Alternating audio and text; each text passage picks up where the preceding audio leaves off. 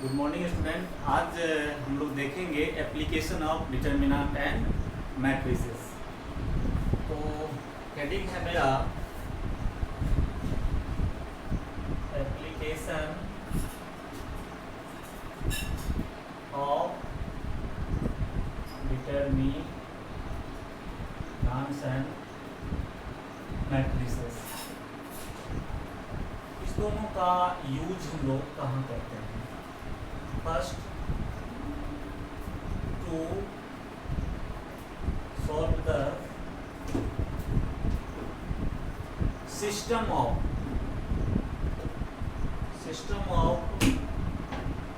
linear equations in two or three variables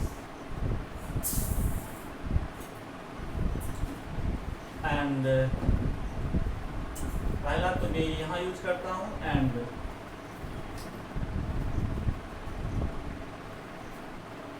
दूसरा जो है मैं यूज कर रहा हूँ इसका for checking the consistency of the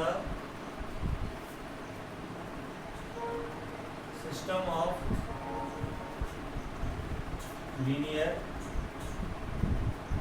equations। तो दो जगह हम लोग यूज करते हैं मैट्रिसेस एंड डिटर्मिनेंट्स का generally to solve the system of linear equation either और टू वेरिएबल और थ्री वेरिएबल्स, और for checking the consistency of system of linear equation. Consistency क्या होती है? दो तरीका की होती है, हम आगे बताएंगे। कंसिस्ट और इनकंसिस्ट बताएंगे हम।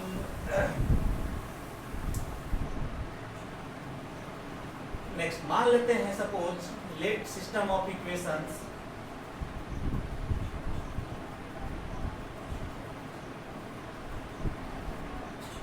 मान लेते हैं थ्री वेरिएबल्स का आर। Suppose a1x plus b1y plus c1z equal to d1, a2x plus b2y plus c2z equal to d2, और a3x plus b3y plus c3z equal to d3।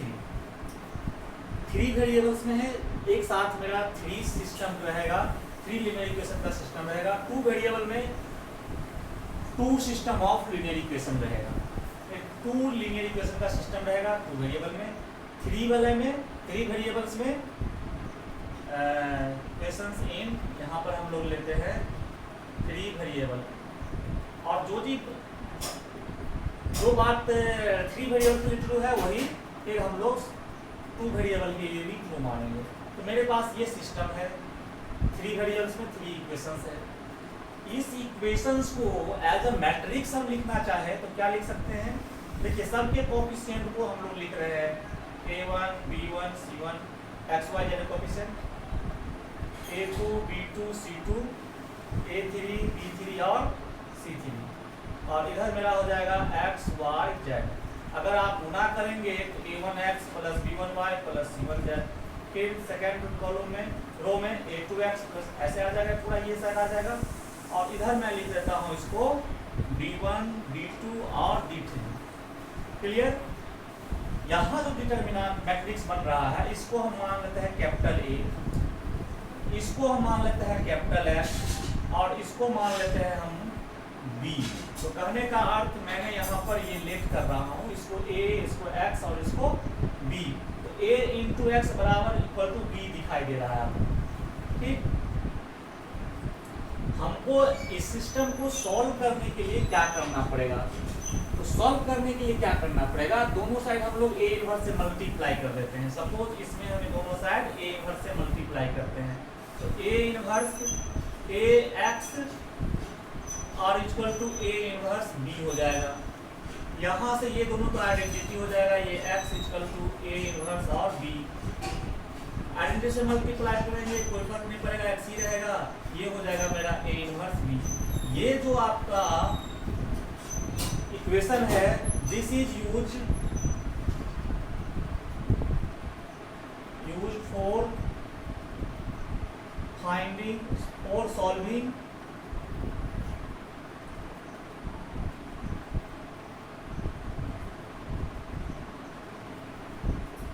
the system of linear equation, system of linear equation। इस formula का use करके, इस equation को use कर करके करने का मतलब, अगर मुझे कोई ऐसा सिस्टम ऑफ इक्वेशन देगा, सारे कोफिशिएंट को हम ऐसे लिख लेंगे, इसको इस फॉर्म में लिखते हुए हम इसको a कंसीडर करेंगे, इसको x और इसको b। हमको सॉल्यूशन के लिए इतना नहीं जाना है, बस ये यूज करना है।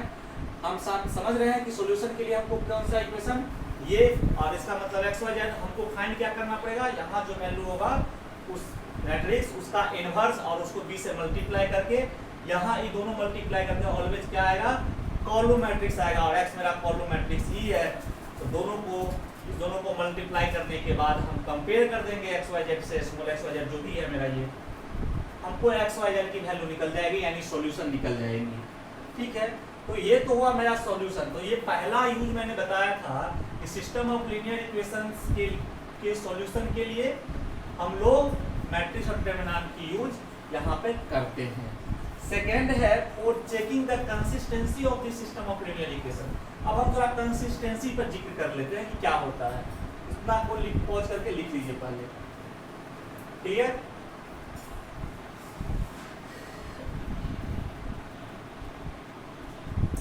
चलिए यहाँ कर दें।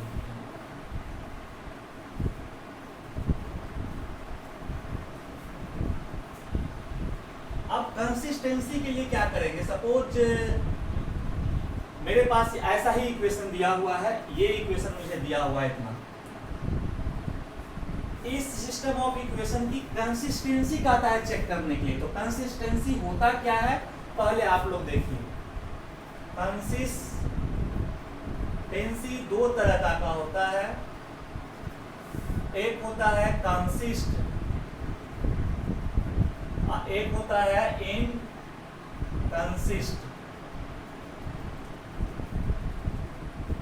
कंसिस्टेंसी दो तरीका का, एक कंसिस्ट और एक इनकंसिस्ट। कंसिस्ट का मतलब होता है solution of system of equation exist. अगर सिस्टम ऑफ इक्वेशन का सॉल्यूशन एग्जिस्ट करता है तो उसको हम लोग बोलते हैं, क्या नाम देते हैं, कंसिस्ट। तो उसको हम लोग उस इक्वेशंस को कंसिस्ट बोलेंगे। इनकंसिस्ट का मतलब होता है solution of system of equations doesn't exist. अगर सॉल्यूशन एग्जिस्ट नहीं करेगा सिस्टम ऑफ इक्वेशन का, तो उसको हम उस सिस्टम को, उस इक्वेशंस को हम लोग क्या बोलेंगे, इनकंसिस्ट। तो समझ में आ गया, कंसिस्टेंसी मतलब कंसिस्ट और इनकंसिस्ट। बट मुझे ऐसा इक्वेशन दिया हुआ है, तो मुझे कैसे पता चलेगा कि ये कंसिस्ट है या इनकंसिस्ट है। तो उसके लिए मैं आप प्रोसेस बता रहा हूँ। तो सबसे पहले जो भी हमारा इक्वेशन ऐसा दिया रहेगा 3 वेरिएबल में, फिर इसको आप लोग यहाँ से टोटल ऐसे लिखेंगे। अगेन कंसिस्टेंसी से लेकर के ये पूरा कंटिन्यू सब लिखेंगे। अब अगर मैं इतना लिखने के बाद मैं इतना मान लिया, x भी मान लिया, b भी मान लिया, तो अब यहाँ ध्यान दीजिए, यहाँ पर मैं लिखता हूँ स्टेप्स। इतना लिखने के बाद स्टेप्स फॉर कंसिस्टेंसी। कंसिस्टेंसी के लिए क्या स्टेप रहेंगे, फर्स्ट फाइंड डिटरमिनेंट ऑफ ए। सबसे पहला हम लोग क्या करेंगे, यहाँ जो वैल्यू होगा हम लोग उसको ऐसे ए मानते हुए सबसे पहला काम हम फाइंड ए करेंगे। अब दूसरी बात यहाँ देखिए, इफ डिटरमिनेंट ए की वैल्यू 0 नहीं आई, 0 के अलावे कुछ भी आ गया, 0 नहीं आया, then system of equation has a solution. और सॉल्यूशन मतलब एक x, एक y और एक z की वैल्यू आएगी, मतलब सॉल्यूशन आएगी। मैंने क्या किया, सॉल्यूशन आएगी अगर डिटरमिनेंट a 0 नहीं होगा तो अगर सॉल्यूशन आ गया, इसका मतलब क्या हो गया, ये देन जो मेरा सिस्टम है, system of equation is called consist कहलाएगा। बस कुछ भी नहीं करना है कंसिस्टेंसी चेक करने के लिए, पहले डिटरमिनेंट ये फाइंड कर लेना है। अगर ये जीरो नहीं आ गया, जीरो नहीं आया तो एक सॉल्यूशन आती है सिस्टम की। सॉल्यूशन कैसे आएगा वो तो हम पिछले जो बताए हैं उसके प्रोसेस से निकालेंगे, अगर कहेगा निकालने के लिए तो। मैं सिर्फ कंसिस्टेंसी चेक करने के लिए कह रहा है। अगर मैंने ये लिखा, हमको ये आ गया तो डायरेक्ट लिख देंगे इनकंसिस्ट, बस हो गया, आगे सॉल्यूशन की कोई जरूरत नहीं है। दोनों कहेगा तब फिर दोनों करेंगे। तो ये आप देखिए, अब मेरे पास मैंने ये फाइंड किया, इसकी वैल्यू जीरो नहीं है, तब तो कोई बातें खत्म। अब यहाँ ध्यान रखेंगे इसी में, एंड इफ डिटरमिनेंट ए की वैल्यू जीरो आ गई, अब क्या करेंगे, अब मैं अभी कुछ नहीं बोल सकता। एंड इफ इसमें टू में आप लोग ऐसे रखिए, इसको केस 1, इसको लगा दीजिए ये केस सेकेंड। केस सेकेंड की बात, इफ डिटरमिनेंट ए जीरो आ गया तो आपको फाइंड करने पड़ेंगे दूसरा चीज, देन फाइंड एडजॉइंट ऑफ ए। यहाँ जो मैट्रिक्स है उसका एडजॉइंट, और उसको बी जो मैट्रिक्स है उससे मल्टीप्लाई करना पड़ेगा, देन फाइंड ये। अब फिर इस पर डिपेंड है इसमें, एंड इफ यहां पर भी एक पॉइंट आ गए, इफ ये जो है adjoint of A into B की जो वैल्यू है, अगर ये भी जीरो मैट्रिक्स आ गया, then system of equation has infinite solution, and then it is called consist।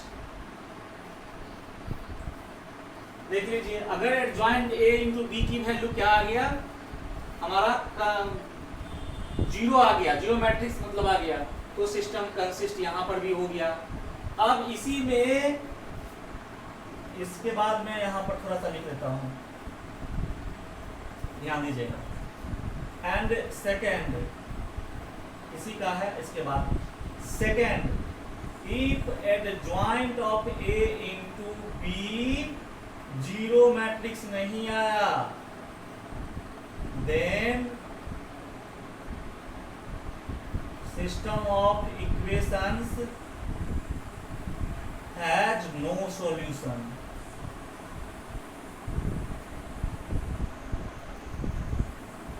And it is